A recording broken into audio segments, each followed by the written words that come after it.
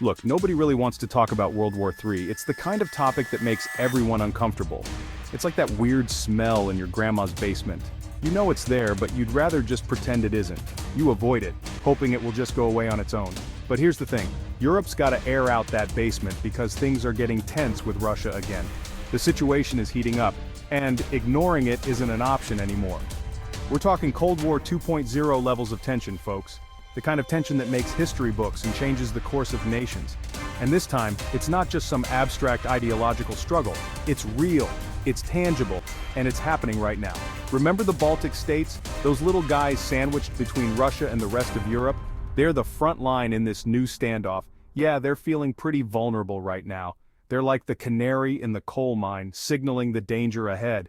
Think of it like being the skinny kid sitting between two sumo wrestlers in a crowded elevator. Uncomfortable, right? That's the Baltic states right now. So what's Europe doing about it? They're not just sitting around, that's for sure. Well, they're not handing out participation trophies, that's for sure. They're taking serious concrete steps. They're beefing up their defenses, and they're doing it fast. More tanks, more troops, and more training. We're talking more tanks, more troops, and even some seriously hardcore fortifications that would make a medieval king say, damn, that's a lot of spikes. They're pulling out all the stops. The message is clear. Europe is done with being the nice guy. They're drawing a line in the sand. They're not looking for a fight, but they're making damn sure they're ready for one. Preparedness is the name of the game now. So, remember those medieval spikes we mentioned? The ones that were used to keep invaders at bay and protect castles from being overrun? Well, they've got a 21st century upgrade, and they're called Dragon's Teeth. These modern marvels are designed to stop tanks dead in their tracks. No, seriously, that's what they're called. And they live up to their name in every way imaginable, and they're every bit as intimidating as they sound. These structures are not just for show, they are a formidable part of modern military defenses.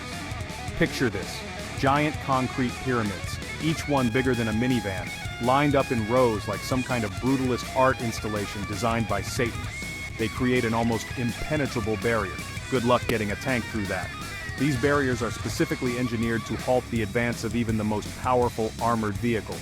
It's basically the military equivalent of putting a "Beware of Dog" sign on your lawn, except the dog is a pissed-off concrete dragon, and your lawn is the entire border of a country. It's a clear message, proceed at your own peril, but Dragon's Teeth are just one piece of the puzzle. Modern defense strategies are multifaceted and complex. Europe's not just building walls, well, technically they are building walls, but also, these walls are part of a broader strategy to fortify borders and protect against potential threats. They're also deploying troops, tanks, and artillery to strategic locations. This ensures that they are prepared for any scenario that might arise. Think of it like a giant game of Risk, except the stakes are slightly higher than bragging rights over who gets to be the boot. The planning and strategy involved are on a whole different level. The goal here isn't necessarily to win a war, it's to make sure that war never happens in the first place. Deterrence is the name of the game. It's like when you were a kid and your mom told you to look both ways before crossing the street. It's all about being cautious and prepared. You weren't planning on getting hit by a car, but you sure as hell were prepared if one came barreling around the corner. In the same way, these defenses are about being ready for any eventuality, ensuring safety and security.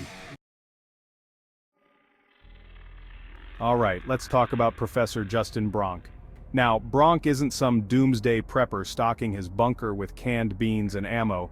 He's a respected military expert from the Royal United Services Institute, which is basically like the Harvard of war colleges, and he's been ringing the alarm bells about Russia's military buildup.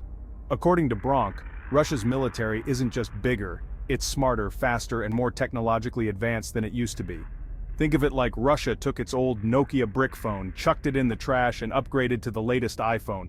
Except instead of taking selfies, they're developing hypersonic missiles and cyber warfare capabilities. Fun. But here's the really scary part. Bronk says that Russia might be willing to use its newfound military might to achieve its goals. And those goals don't exactly align with, world peace and harmony. Bronk's message is clear. Europe needs to wake up and smell the gunpowder. This isn't some far-off threat. It's happening right now, and it's time to get serious about defense. Section 4 Arming for Armageddon. So what does getting serious about defense actually look like? It's not just about having a plan, it's about having the right tools and the right people to execute that plan effectively. Well, for starters, it means spending more money on weapons. And not just any weapons, but the kind that can make a real difference on the battlefield. And not just any weapons, we're talking big, expensive, blow stuff up real good kind of weapons. These are the tools that can change the course of a conflict. Think artillery pieces that could take out a small village from miles away. These are not just for show, they are designed to deliver devastating firepower. Tanks that make a Hummer look like a toy car. These behemoths are built to withstand the harshest conditions and deliver unmatched firepower. And don't even get us started on the air defense systems. Those things are basically giant fly swatters, except instead of flies, they swat missiles out of the sky. They are the first line of defense against aerial threats. But it's not just about buying new toys, it's about maintaining them and ensuring they are ready for action at a moment's notice. Europe also needs to make sure it has enough spare parts, ammunition, and trained personnel to actually use all this fancy new equipment. Training and logistics are just as important as the equipment itself, because nothing says we're not ready for war like a bunch of soldiers standing around a broken tank, scratching their heads and wondering where the instruction manual went. Maintenance and readiness are key. The good news is that Europe seems to be getting the message. There's a growing awareness of the need for a robust defense strategy. Defense budgets are on the rise and countries are starting to cooperate more closely on military matters.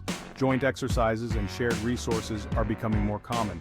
The bad news is that it might not be enough. The challenges are immense, and the threats are constantly evolving. Europe must stay vigilant and adaptable to ensure its security. Section 5, The Price of Peace. Spoiler, it's cheaper than war. Now, we know what you're thinking. All this talk about weapons and war is expensive, and you're right, it is.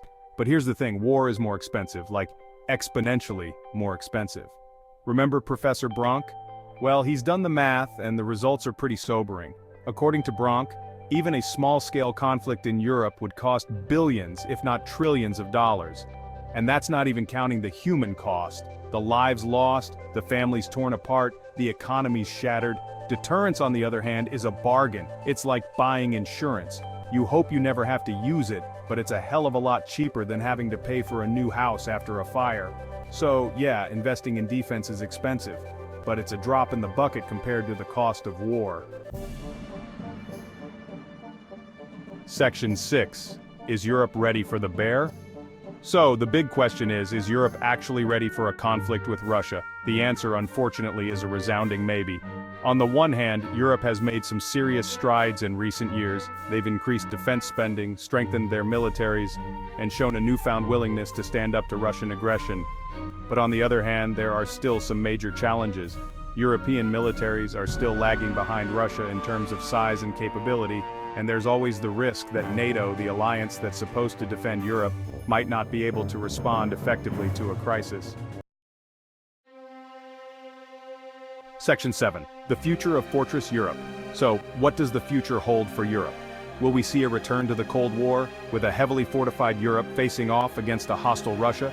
Or will cooler heads prevail, and a new era of peace and cooperation emerge? Honestly, nobody knows. The situation is fluid, and the stakes are incredibly high. But one thing is clear. Europe's security is hanging in the balance, and the decisions made in the next few years will have profound consequences for generations to come. So, stay tuned, folks. This is one story that's far from over.